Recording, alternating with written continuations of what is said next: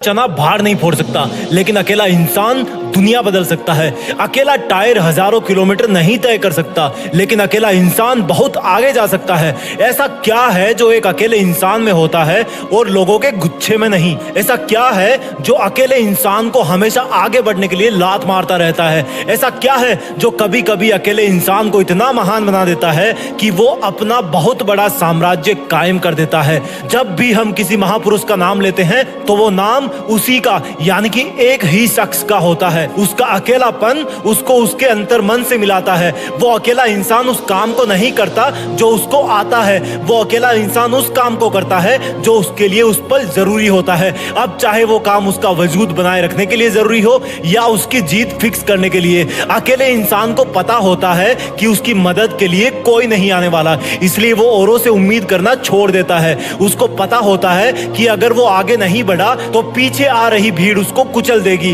और यही दूसरों से उम्मीद ना करने वाली क्वालिटी ही उस अकेले इंसान को मजबूत बनाती है, उसको आगे बढ़ने के लिए लात मारती है। जब हम इस दुनिया में अकेले आए थे तो उसके साथ साथ हमें एक बात बताई गई थी कि सुन मुसाफिर, तुझे अकेला इसलिए भेजा जा रहा है क्योंकि तू आएगा भी अकेले ही। चाहे तुझे कोई कितना भी चाहने वाला हो, चाहे तेरे कितने ही दोस्त और रिश्तेदार हो, कोई भी तेरा अंतिम विदाई के वक्त साथ नहीं निभाएगा। इसलिए तू अकेले चलना सीखना, अकेले गिर के संभलना सीखना, गिरते रहना लेकिन आगे बढ़ते रहना। लेकिन अफसोस कि हम उस चीज को तभी भूल जाते हैं जब हमें थोड़ी समझ आना शुरू होती है। हम बड़े होते होते इस दुनिया के सुखों में इतने व्यस्त हो जाते हैं कि हमें अकेला रहना पसंद ही नहीं होता। हम किसी को मिस करना शुरू कर देते हैं, लेकिन जो असली विजेता होता है वो ऊपर वाले की इस बात को याद रखता है कि मुझे अकेला भेजा है तो शायद अकेले ही कोई बड़ा काम करने के लिए भेजा गया था।